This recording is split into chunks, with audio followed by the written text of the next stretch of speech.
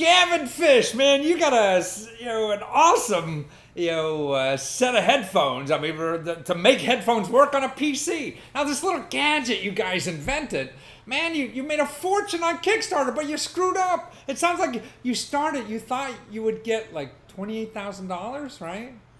And we didn't have imagination. And you want to get $300,000. Yeah. Wow. So you don't know anything. How do you survive in the world? It was nuts. It was nuts. Yeah, we started with this little invention to improve the sound quality coming out of your laptop. We wanted $28,000, and we ended up with $303,000 to spend nuts. So that's in what, 30 days, right? And you got 30 days. And in 10 hours, you got your 28,000, huh? It was 10 and a half. 10. Yeah, I'm sorry. Well, why did it take you so long? Right. But this, what educating, watching the video on Kickstarter is that, I mean, the piece in your PC is only like a $2 instrument or something that translate the, digital audio for you, huh? And most of the money in a computer maker's budget is in the video. It's all in the video processor and the nice fancy screen. It's the user interface that it seems that manufacturers think that customers care about, and they spend very little money on their audio, and that's why it sounds so poor. But I go in a coffee shop and everybody's working on their PC, but they're listening to music on their PC with headphones, right? Yeah. So they're listening to lousy music. Yeah, and a lot of people have sacrificed quality for convenience. Yeah. And we've decided with our little geek that we would be able to bring quality without sacrificing convenience. That was the whole point. So the quality. I would think, this is probably why I think it just took off so well, because if nobody's paying attention to that stuff. And it resonates. Pun intended, but it resonates. Yeah. With people, Yeah. Music's very everyone important to our I know society. who's really into their PCs are also into music. It is almost peanut butter and jelly, and nobody paid attention to the music side. Yeah, that seems to be the case. Yeah. There's a small number of people who do, but far and wide, a lot of people just ignore the quality of the music. Yeah. And if you haven't heard really good high-end audio before, you're in for a treat when you listen to Geek. Right. You'll love it. So now your company, that make the Geek, you guys also make high-end audio adapters. What are they called? I don't know the jargon. Yeah. Yeah, our background is in high-end audio playback. So we make one component. It's called a DAC. Uh-huh. DAC stands for digital to analog converter, and that's exactly what it does. It converts digital audio inside a computer to analog so it can be amplified through a stereo. But we sell it, it's very high end. It's about $20,000 to $31,000. It's a lot of money.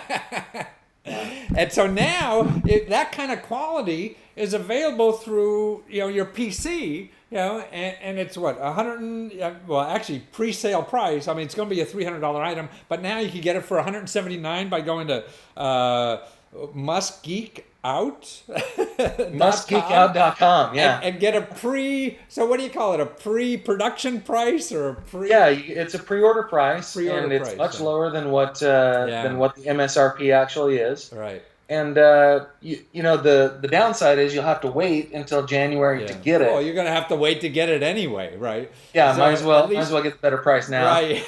You save $130 if you did it now, right? Yeah. But more importantly, what's great about this is nothing that's dependent on your unit, because it's a USB plug that you could plug into a computer, into a cell phone, into a tablet. As long as you got a USB plug there, then you got great quality music, and like I said, very few people have listened to it so far. We had a little party here in Sacramento where we had some local types come in and have a listen. Everybody loved it. The people who have backed us on Kickstarter, the first people to get these, and the people who will pre-order on muskgeekout.com, when you listen to it, if you're like anybody else who's listened to it, you'll be blown away. Wow. Now, can you think, what have I been listening to all this time? Can you also hook up speakers to it? So you can. It has two headphone outs, so you can actually connect 2 sets of headphones at a time. I see. My kids do this thing where one puts one Yeah. earbud in one ear and one puts one Yeah. earbud in the other ear. So we wanted to make it shareable, but one of those headphone outs actually acts as it's called a line out that you can put to speakers, or you can put to a stereo or something like that. So you can get better quality from the, for your little parties too, right? That's right. Yeah. Yeah. Oh, that's a terrific idea. So Kickstarter, what made, you're really with a business that does this high-end equipment, so you know about business, why did you choose something like Kickstarter versus, going money to the bank or something? Well, there are a lot of advantages to going with Kickstarter, and I will tell you, we got knocked around a lot in our industry for doing this. I heard words like, "What does Light Harmonic need to beg on the internet in order to make a buck?" And so why do they have like to go? NPR, huh? Right? Yeah, we got knocked around a little bit, but there are tons of advantages to using crowdfunding. One is, you don't have to guess if your product is going to be accepted into the market. If you have a successful campaign, that means the market wants it. Right. And if you blow through what you think the market will want, then the market really wants it, like you guys did, yeah. Like we did, and we don't take that for granted. We've been able to take a lot of data from this campaign, and I think it's going to improve the product at the end. So that's another advantage to going with a crowdfunding source like Kickstarter is your backers interact with you. I had over 4,000 private messages in those 30 days. Wow, 4,000 with my backers, not all, but many with advice and questions and will it do this, will it do that? And as Larry and I would chat about these conversations I was having, he said, "Yeah, I can do that. Yeah, I think I can add that in. Yeah, I can make that better. Yeah. Wow. Oh, they want a lower impedance. I can do that." And so it became a better product over 30 days. But also, it sounds like it also helped you find more distributors. Find other markets. My inbox at work, that is just inundated with email. We saw you on Kickstarter. Yeah. And so, in the next 30 days, I will be in Korea, Taiwan, Hong Kong, Australia, Israel, Denmark, Germany, France, the UK.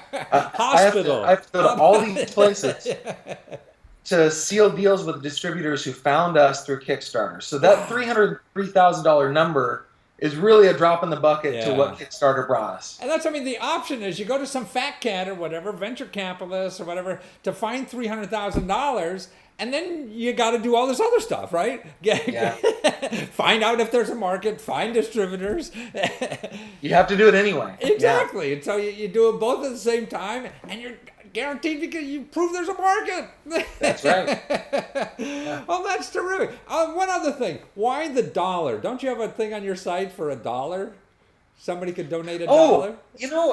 That was another thing we learned through Kickstarter. We made some mistakes. Going through a Kickstarter campaign and hitting it out of the park, so to speak, is like getting an MBA in crowdsourcing. Or crowdfunding. Right. We made a lot of mistakes. We did have a couple of things in there that a lot of people actually liked, but weren't. It wasn't universally accepted. Now, we had one thing in there that, give us $1. Every buck helps. And I think about 500 people did. 400 or 500 people did. That's 500 names, man. And people like this stuff. But I'll tell you what's great about it. When somebody gives you $1, they're basically saying, you know what, I'm not going to give you 200 or something because in fact, I've had friends that backed me for $1. Your very close friends. Right? And I had one tell me yesterday at church, he's like, I would have bought it, but I think my wife would have killed me. But I gave you $1. And I was like, thanks, man. Because the other thing that happens when somebody backs you on Kickstarter, they get an email every time you do an update. Right. And so even, that $1 thing, they got an update, and they started sending it out to friends too. So that was something we did right. We also did a $29 reward for a T-shirt, and that was a flop. That was just a flop. Really? Nobody wants a T-shirt. They want that wasn't right. But we've learned a lot, and I'll tell you, we will do another Kickstarter campaign. No kidding, huh? We definitely will. We think it's the best way to get, beyond the money. Right. It's the best way to get the data, understanding your market better, right? Understanding your product acceptability into the market better. So we will do it again, and all of the lessons that we learned we'll be able to make, and hopefully, a better campaign and maybe even a more successful one. And the worst that could happen is it flops. And you got to think of a better product. That's right. Go back to and the you drawing save board. yourself That's right. a lot of time because you didn't make it yet. Yeah, you save yourself a lot of time and money, right? Right, exactly. Yeah. Oh, well, that's terrific. Well, nice to meet you. And this, you're the geek. Sounds wonderful. And people go mustgeekout.com to That's get right. that pre-production price of only $179.99. That's right. Yes. And you hear the best audio coming out of your computer that money could possibly buy, right? Because you guys That's are the right. experts in getting the high-end audio. Well, good for you, and nice to see this happen to you because you have 4 mouths to feed plus a wife at home. So. I sure do. I got to get busy. Thank you, Matthew. You I bet. appreciate it. Thank you so much, Gavin. Okay.